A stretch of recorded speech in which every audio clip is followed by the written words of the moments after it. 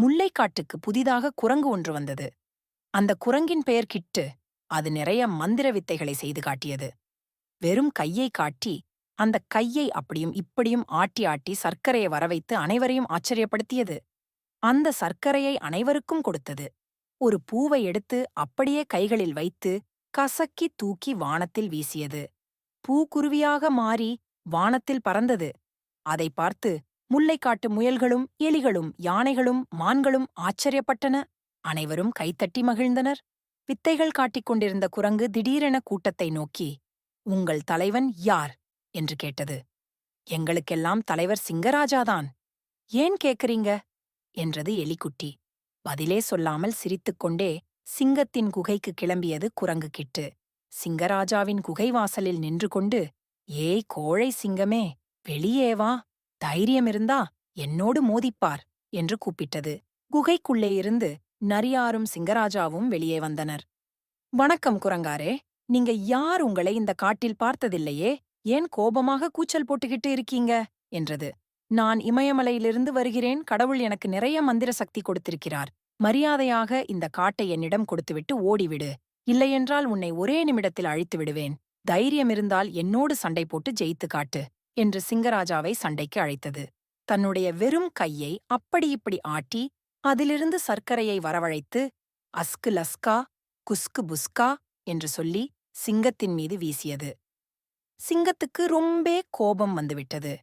"மவனே, உன்னை அடிச்சி நொறுக்கிடுறேன்" என குரங்கை அடிக்கப் பாய்ந்தார். உடனே நரியார் சிங்கத்திடம் சென்றார். "சிங்கராஜா, இவன் ஒரு டம்மி பீஸு. இவனை நான் பார்த்துக் கொள்கிறேன். நீங்க ரெஸ்ட் எடுங்க" என்றார் நரியார் நந்து. குரங்கிடம் போய் நரியார் பேசினார். "குரங்காரே, ரொம்ப பேசாதீங்க. நான் கூட மிகப்பெரிய மந்திரவாதிதான். என்னோடு உங்களால் போட்டி போட முடியுமா? நான் செய்யும் மாயாஜாலத்தை உங்களால் செய்ய முடியுமா?" என்றார்.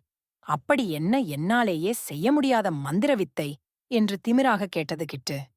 "நாளைக்கு காலையில சூரியன் உதிக்கும்போது ஆற்றங்கரைக்கு வந்துடுங்க குரங்காரே. நம்ம போட்டி அங்க வச்சிக்கலாம்" என்றார் நரியார்.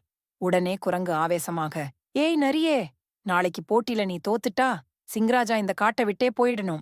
அதுக்கு பிறகு இந்த முல்லைக்காட்டுக்கு நான் தான் ராஜா. நான் வச்சதுதான் சட்டம். எல்லாரும் என் பேச்சதான் கேட்கணும்" என்றது குரங்கு.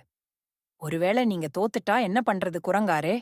என்றார் நரியார். உடனே குரங்கு, "சிங்கராஜா காலில் விழுந்து மன்னிப்புக் கேட்டுவிட்டு போய்விடுகிறேன்" என்றது. இரவெல்லாம் குரங்கு கிட்டுவுக்கு தூக்கமே வரவில்லை. அப்படி என்ன நமக்கு தெரியாத வித்தையாக இருக்கும் என்று யோசித்துக் கொண்டே இருந்தது. அடுத்த நாள் ஆற்றங்கரையில் நரியார் நந்துவும் குரங்கு கிட்டுவும் சந்தித்தனர். முல்லைக்காட்டில் இருக்கிற அத்தனை பேரும் அங்கே கூடியிருந்தனர். சிங்கராஜாவும் ஆர்வத்தோடு வந்திருந்தார். "இந்த நரியாருக்கு ஒரு மந்திரமும் தெரியாதே, எப்படி ஜெயிக்கப் போறார்னே புரியலையே" என்று சிங்கராஜாவுக்கு மிகவும் பயமாக இருந்தது. நரியார் கிட்டுவை கூப்பிட்டு ஆற்றுக்கு நடுவில் இருந்த ஒரு கொடியை காட்டினார். "குரங்காரே, அதோ அங்கே ஆத்துக்கு நடுவுல ஒரு கொடி தெரியுதே, அதை ஆற்றின் மேல் நடந்து சென்று எடுத்துட்டு வராங்களோ அவங்கதான் வின்னர். கைகளில் தண்ணீர் படக்கூடாது" என்றார் நரியார். கிட்டுவுக்கு ஆற்றில் நடக்கத் தெரியாது. இருந்தாலும் யாராலும் தண்ணீரில் நடக்க முடியாதே என்கிற தைரியத்தில் ஒப்புக்கொண்டார். எப்படியும் நரியார் தண்ணீரில் விழுந்து விடுவார் என நினைத்தார். இருவரும் தயாராயினர். முதலில் நரியார் ஓடிப்போய் ஆற்றுக்குள் குதித்தார். எல்லோரும் ஆர்வமாக பார்த்துக் கொண்டிருந்தனர். நரியார் தண்ணீருக்குள் மூழ்கவில்லை. அப்படியே தண்ணீர் மேல் ஒற்றை காலில் நின்றார். எல்லோரும் சூப்பர் சூப்பர் என கைத்தட்டினர். அப்படியே பொறுமையாக ஆற்றில் நடந்த நரியார் ஆற்றின் மேலேயே நடனமாடினார். குரங்கு கிட்டுவைப் பார்த்து சிரித்து கேலி செய்து சிரித்தார். ஆற்றுக்கு நடுவில் இருந்த கொடியை எடுத்துக்கொண்டு வந்து குரங்கிடம் காட்டினார். "குரங்காரே, நான் ஆத்துல நடந்து போயிட்டு வந்தாச்சு. இப்போ நீங்க நடந்து போய் இன்னொரு கொடியை எடுத்துட்டு வாங்க" என்றார் நரியார். குரங்குக்கு தலையே சுற்றுவதைப் போல இருந்தது. அவர் எத்தனையோ மாயாஜால வித்தைகள் கற்றிருந்தாலும் இது மட்டும் தெரியவில்லை. இருந்தாலும் முயற்சி செய்யலாம் என நினைத்து ஆற்றுக்குள் குதித்தார். தொப்புக்கடீர் என தண்ணீருக்குள் விழுந்தார். "நான் தோத்துட்டேன். என்ன மன்னிச்சிடுங்க, இந்தாங்க மாணிக்கக்கல்" என்று சிங்கராஜாவிடம் கொடுத்து மன்னிப்பு கேட்டுக்கொண்டார். "குரங்காரே, எவ்வளோதான் நமக்கு திறமை இருந்தாலும் ஆணவமாக இருக்கக்கூடாது. அது நம்மையே அழிச்சிடும்" என்று அறிவுரை கூறினார் சிங்கராஜா. மந்திரவாதி குரங்கு காட்டை விட்டே ஓடியது.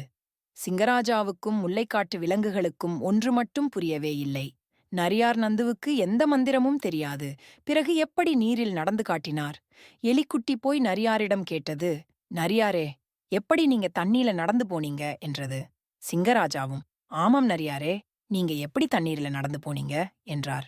சிங்கராஜா அந்த குரங்குக்கு மந்திரமும் தெரியாது, மாயமும் தெரியாது. அது ஒரு மோசடி பேர்வழி.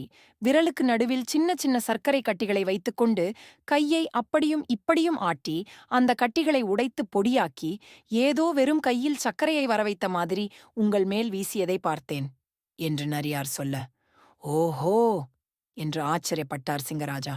அப்போதே தெரிந்துவிட்டது அவன் ஒரு போலி மந்திரவாதி என்று. அதனால் அவனை ஏமாற்றி ஜெயிக்க நினைத்தேன். அதனால் குரங்கினை ஆற்றில் நடக்கிற போட்டிக்கு அழைத்தேன் என்றார் நரியார்.